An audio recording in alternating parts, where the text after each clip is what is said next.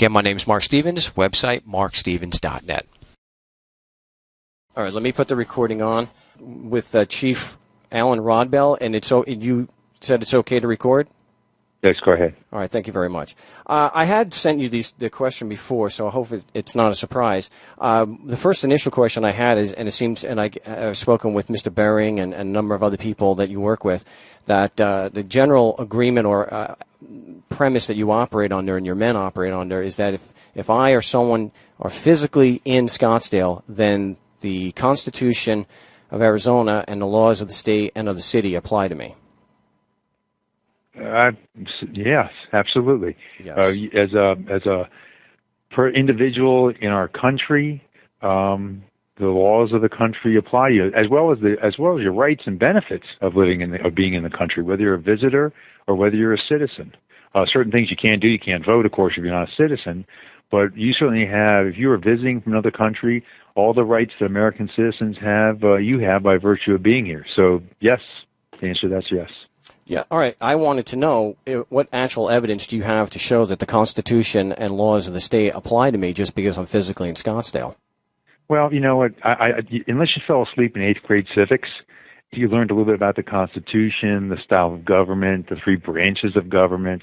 And so you may not want to believe that you have some responsibilities as an individual, as a citizen in the country, but you have some responsibilities to abide by the laws. Now, I will tell you, I have little interest in you and your activities at any given time unless you violate the law, which is you violate someone else's rights or you don't abide by the rules that the people that you elect to government create. And so, you know, I don't walk around trying to express my jurisdiction over people as the police chief. Law-abiding citizens, as far as I'm concerned, they come and go as they please. It's a great country for that. You can decide to be whatever you want to be in life. It's a great country. But when you violate the law and the laws that are put together by the representatives that you elect, you're held accountable for that. Now, I'm not going to sit here and go through all the things that give me the responsibilities to do that. If you don't believe it, you can always test the system. But I wouldn't suggest it because you are required to abide by the law. That's basic 8th grade civics. You did go to school, right? Are you getting a kick out of insulting me? I'm just telling you, you're asking me what authority I have. I didn't ask you that. I don't have that conversation. Were you asleep? Were you asleep when I asked the question? I asked you a simple, straightforward question. Right. Here's where we're going, Mr. Stevens. I have no interest in circular argument. I have no interest in your political positions. I don't have any interest in debating with you. I'm not calling a debate with you. I asked you a question of evidence, and instead of answering the question, you insulted me. I'm not providing you any evidence that you're asking for. This conversation is an unnecessary conversation. As a journalist, if you are a journalist, you come to the table. Another insult. You come to the table with a position that you're asking me to defend. Quite frankly, the Constitution of the United States. I didn't ask you that. And I'm not in a position or interest in doing that. I asked you what evidence you have to prove that the Constitution and laws of the state actually apply to me because I'm physically in Scottsdale. Now, without an insult, and I'm glad you're not interested in circular logic, you can just answer the question. I have no interest in providing evidence to you about your responsibilities as a United States citizen or an individual who is in this country. I have no interest in doing that. You can answer the question. It's a question of evidence. So you have no evidence. So you have no evidence. Whatever way you want to twist it, Mr. Stevens, you can twist it. I have no interest in debating with you what evidence I may or may not have to prove that as a citizen of this country, you have to abide by the law. You said it, whether you're a citizen or not. So whether I'm a citizen or not is irrelevant to the issue. It's irrelevant to the issue. You have to abide by the law. I don't have to provide evidence that you have to abide by the law. You went to 8th grade civics. They taught you civics. That's the rule. Sir, you don't have to insult me. I also learned the scientific method in 8th grade, and apparently you want to avoid that. I'm asking you a simple question. You can either insult me, which is typical. Let me finish, sir. You can insult me, which is typical of your profession, or you can answer the question. At least your boss, Mr. Bering, was honest and said, I don't know anything about such evidence. And that's fine. If you don't have the evidence, you can just be honest and tell me that. But don't insult me. Mr. Bering is a wonderful man, and I'm glad that you had the opportunity to talk to him. He's a pleasure to talk to. I don't have the time of day to explain to you what responsibilities you have as a citizen or a visitor to our country to abide by the law. The jurisdiction I have over you is the jurisdiction that the state allows me to have in enforcing the laws and rules of the state, the city of Scottsdale, Arizona, and the federal laws. So I have the authorities to enforce those. I had no interest in you or your behavior as an individual or citizen until you violate those rules. I don't have to provide you. You want to see the law books come in? We'll show you law books. You can go through them. But I'm not going to sit here and provide evidence to you. I don't have to.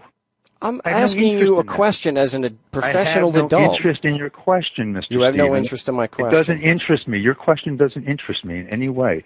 If you don't believe you have to abide by the rules, then test that. I didn't say that. I'm asking you. Look, let me just finish without you interrupting me. I asked you a question, and you said yes, that if I'm physically in Scottsdale, the Constitution laws would apply to me. I just asked you for evidence to actually prove that that was true, and you launched into an ad hominem attack against me and insulted me. Now, are you saying... You're right. I apologize for my reaction to what I think is a silly question. And I apologize. A silly question. The fact of the matter is, I have no interest in spending any part of my day explaining to you where I get my authority from to enforce the law on any given citizen or non-citizen for that matter. I just have no interest in spending my day. If you don't understand that, I suggest you consult an attorney, and perhaps they can provide you all the statutes necessary, which quite frankly are all the statutes that exist. No, what I understand is that you're insulting, you're condescending, and okay. Well, then you don't like me very much, and I guess we'll have to live with that. I'm just going based on the few minutes you've spoken to me. You've attacked me. You have mischaracterized what I've said. You refuse to answer a simple question. Either you have the evidence or you don't. To say I'm not interested and then mischaracterize my question as asking you about my responsibilities is dishonest at best. Just answer the question honestly, or tell me you either have the evidence or you don't. And if you don't, great. Okay. If you do, give me the specifics. It's a very simple question. You have my sincere apology for the way I mishandled the telephone call, but I have no interest in furthering this conversation. Okay. I promised you some time. We've had the time. I'm not going to be able to satisfy you. You could just answer the question. You could answer the question that you have the evidence, I think or I have say you don't. You don't want my answer. You don't accept my answer. My answer was very simple.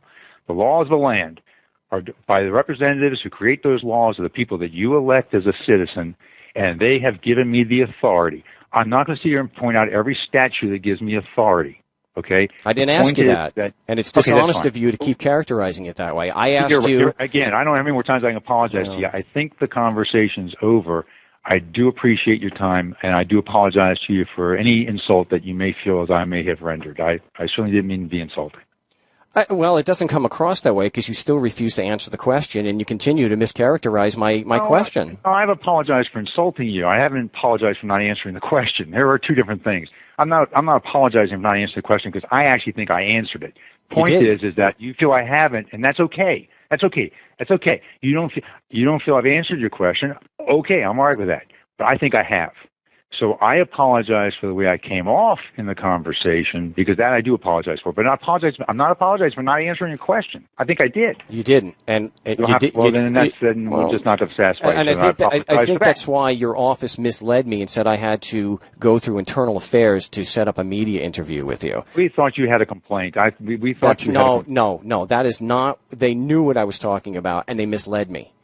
They knew what I was talking about. But typically, when someone calls and says they want to come in, they want to record, they want to videotape, usually it has to do with a complaint. And since I don't investigate the complaints, since I'm the guy that decides what punishment, if the complaint is a valid complaint, what responsibility the officer has, and I hold him accountable, then it isn't always fair for me to hear the complaint first. So we ask Internal Affairs to fully investigate the complaint. And I think somewhere along the line, it was a misunderstanding that you were calling with a complaint. No. And the right process would have been to contact Internal Affairs to make that complaint so it could be fully investigated and be put on my desk. And so I think that's probably why we mishandled that. No, your people lied. I said I'm from a radio station. They're all liars, I guess. But here you did. Here they did. And my last question is if I did business in the same manner as you guys by forcing the community to pay me for my services, would you consider me a criminal? I'm really lost there. The city does pay taxes so they have police officers and public safety officers provide a service. I don't know where you're going with handing out. I mean, taxes are, I guess some people might interpret them as a force. I guess I look at it as my civic duty to pay taxes for the roads and all the amenities we get, including the public safety service. So we're not going to see eye to eye there either. So I can't really answer your question. I guess you could not pay your taxes, and you could see whether there's an authority to hold you accountable for that. That's and not that what I'm wouldn't be asking. me anyway. If I keep interpreting what you're asking, so I can only answer what I think you're asking. But if I forced people in my community to pay me for my services, would you consider me a criminal? No, because I'm not going to say yes to you and have it turn around. I just said it was okay to not pay your taxes. I don't hold a gun to anybody to pay anything. I don't know what you're talking about. Not you. Maybe not you personally. For my service. We pay taxes for my service. Who are you accusing is holding a gun to your head to make you pay something you don't want to pay? Well, if someone doesn't pay a tax, they go to jail. And if I'm doing business in Scottsdale and not paying a sales tax, I'm going to go to jail.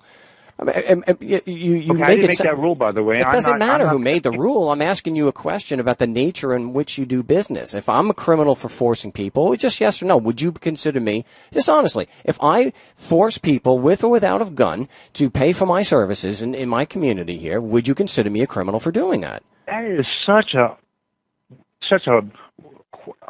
large question. You're going to have to give me more exact. What service are you forcing someone to pay for that they don't want to pay for? That's necessary? Why would the service be necessary? Yes, what service are you forcing people to pay for? This is a really nonsensical conversation. I can't win this one unless I give you the answer you want. Then I win. Sir, you could just be honest. You're not getting it. If you could be honest and answer the question. You don't ever question my integrity. You can question me being rude. You can question me being inappropriate. You can question me being insulting, but don't ever question my integrity. Okay? So the conversation is over, Mr. Stevens.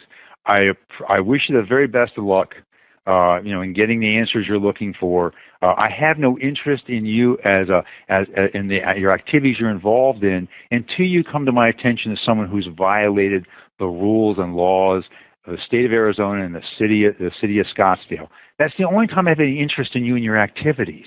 Otherwise, you're free to do whatever you want to do. You're a citizen of this country. It's a fabulous country. This is an amazing place. But my only interest in you is when you violate the laws. Oh, I have an interest in your safety. My interest is making sure you're safe, and I'm preventing anything from happening to you.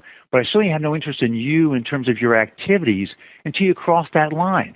And if you're asking for where I get the authority for that, you gave it to me by voting in the legislature that created laws. Well, you've got no evidence to that. You can get rid of that. That again, if you avoid the issue, I'm asking for evidence, the Constitution, laws. I'm going to continue laws. avoiding the issue because that's the only answer I know, Mr. Stevens. And that's fine. Okay, thanks for the phone call. Take care, sir. Thank you. Bye-bye now. Thank you. Bye-bye.